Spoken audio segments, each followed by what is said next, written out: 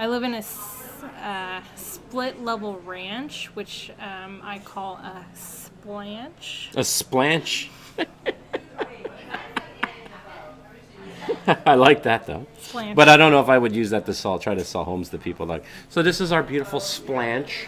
Some people would get it. Some people would pay more for it.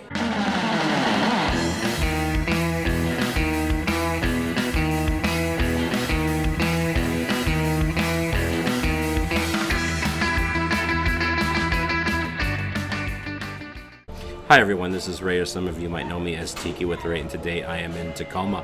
I am at the Devil's Reef, and with me today is my good friend Jessica. And Jessica, are you modern sound living, or is that part of something bigger? What is modern sound living?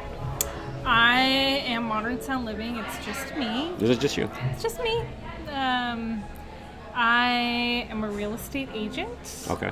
And I specialize in mid-century modern homes, and I wanted to tie in music somehow, like who I am.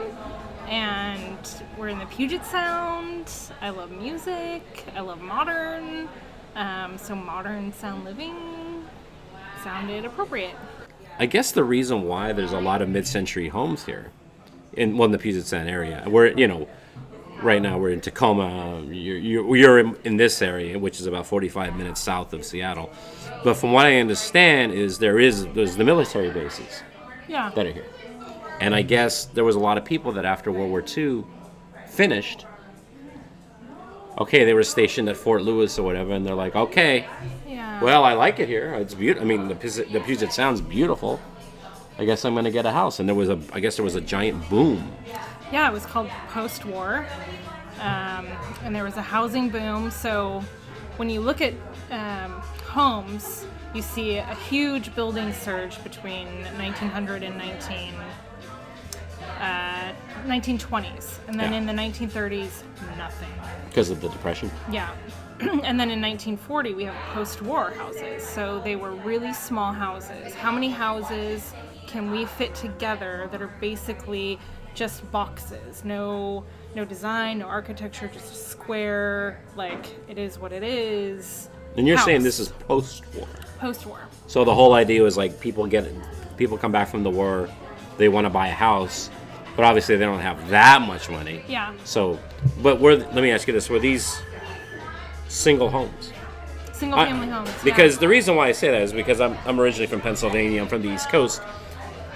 That part of the country was built during the colonial times, the 1700s, 1800s.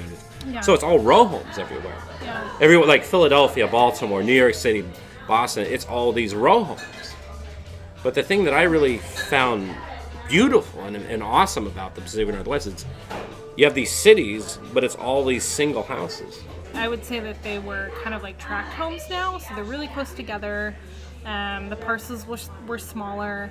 And then in the 1950s and 60s and 70s, people needed more space. They were expanding their families, so baby boom. Oh yeah, the baby boomer. Yeah. So before the baby boom, it might have literally been like a husband and a wife, and maybe like one kid. Yeah. But then the baby boomers come. Yeah. So they definitely need like a 3-bedroom home. Yeah.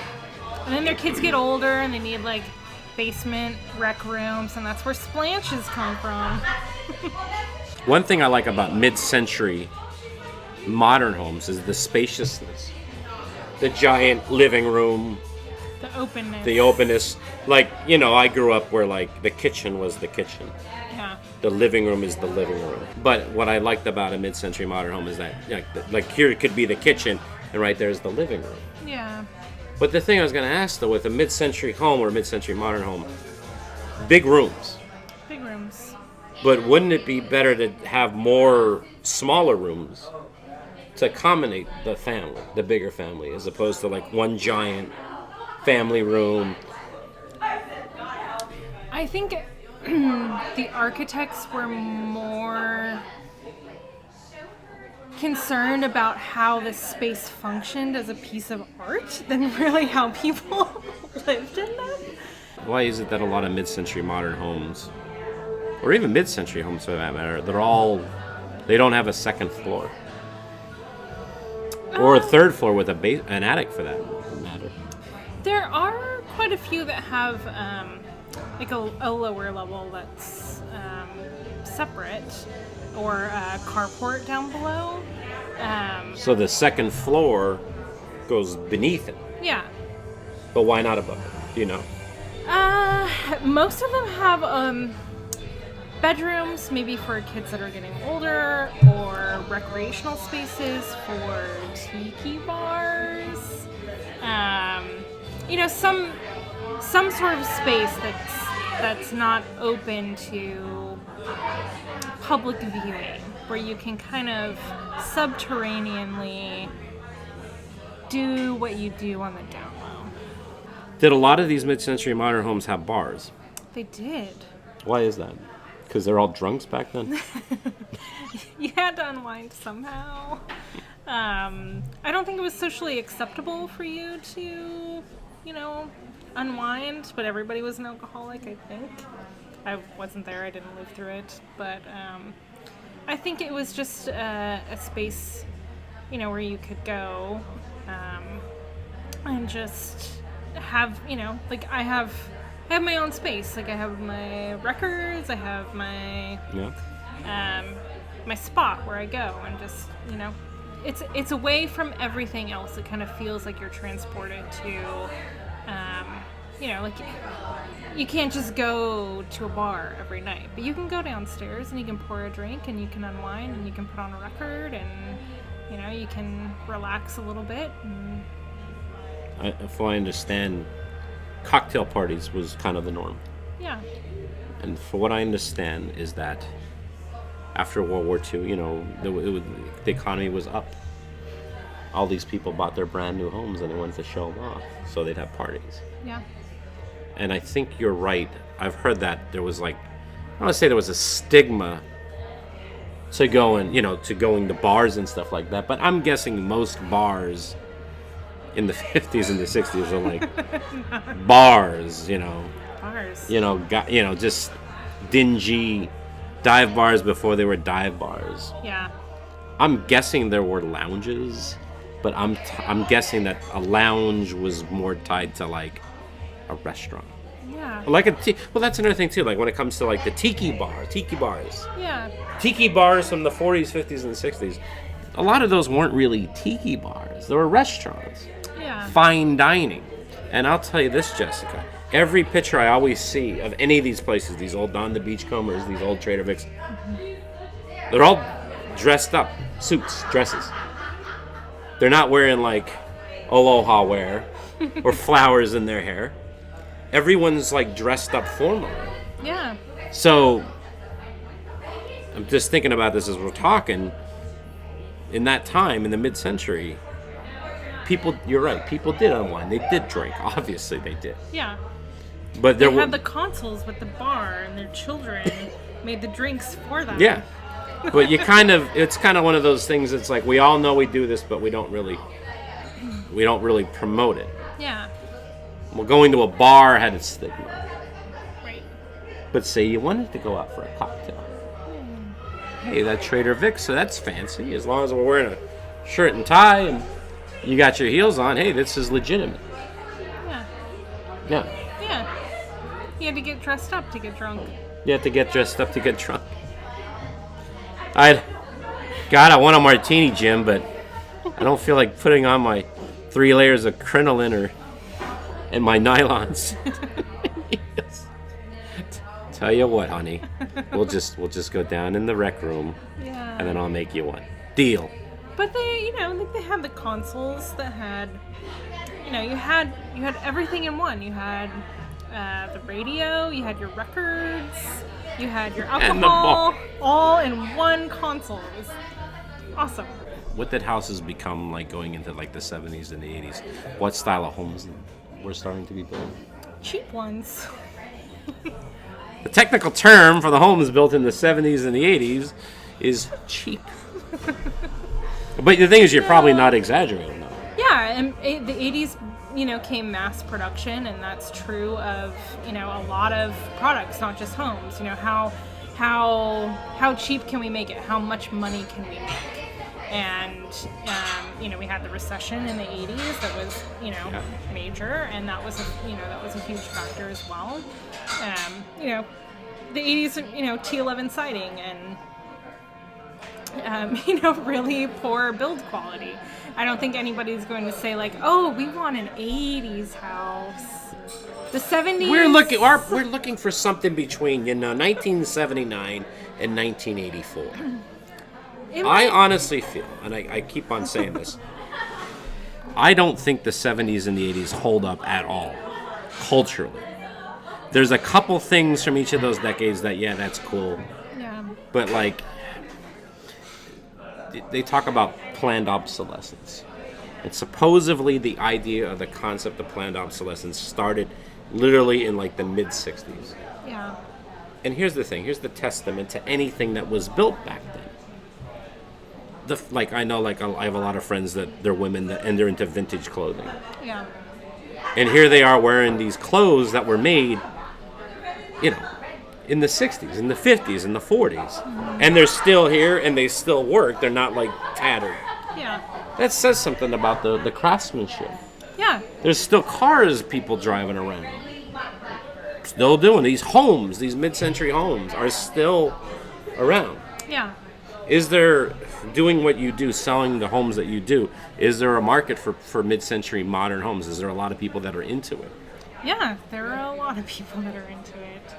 Cool. Because I remember, the reason why I asked that is because I remember, I know the TV show Mad Men really kind of brought this, renewed interest in mid-century, all things mid-century. Yeah. Well, that show has come and gone.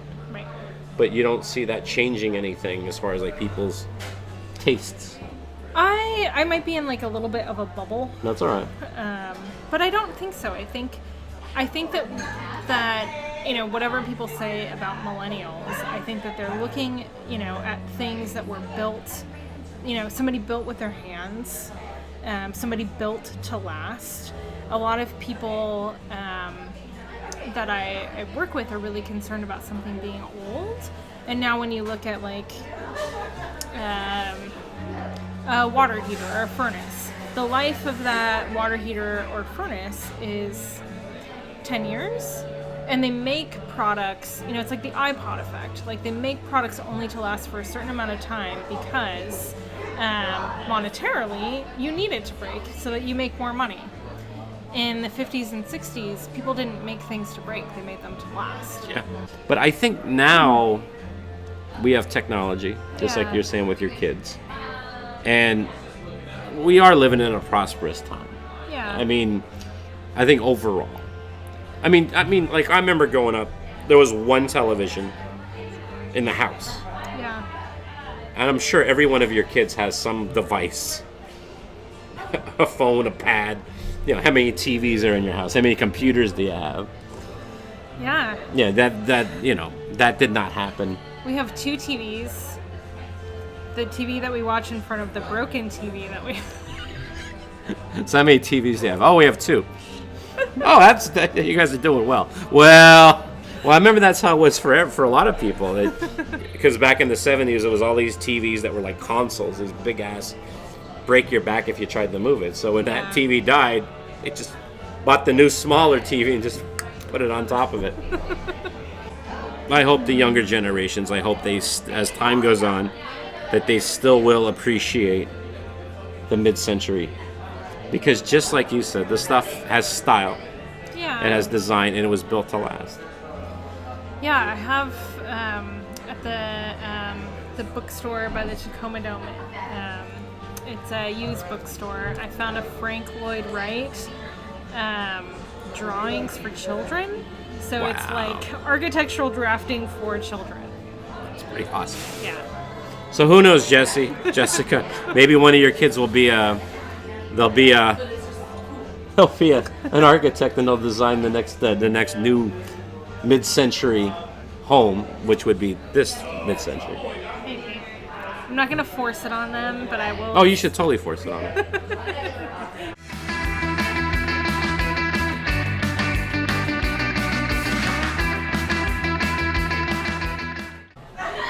Oh, wow. Man, I wish I was part of that conversation. It sounds very, very happy and funny. You know what I'm going to do? I'm going to take that laughter that they just did, and I'm going to use it. So whenever I say something funny, I'm going to like use that laughter. That's a really funny story, isn't it, Jessica? It was perfect timing.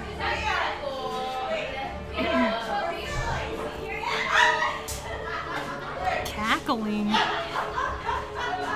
So a horse goes into the bar and says, "We don't serve animals."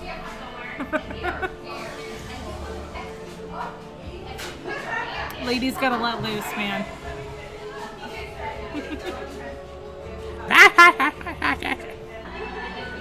This is what I find amazing, and you're talking about millennials, is like I'm Gen X, Generation X. I was born in 1971, so I was a teenager in the 80s, the early 80s. Yeah. Graduated high school literally like in the late 80s.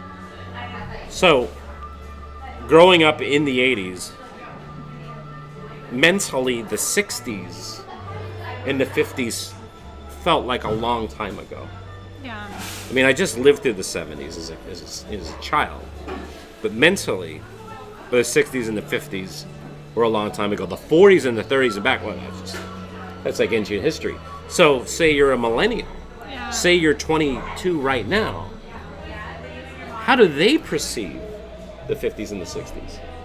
Or do they at all? Or is, to them, that's the 70s and the 80s now? I have no fucking idea. Hey gang, this is Tiki with Ray, and I just want to say thank you very much for checking out my video. I hope you enjoyed it. And if you want to see more episodes, click on the subscribe button. And if you liked the video, give it a like. That would mean a lot to me. And if you have any comments or suggestions, please leave a comment in the comment section below.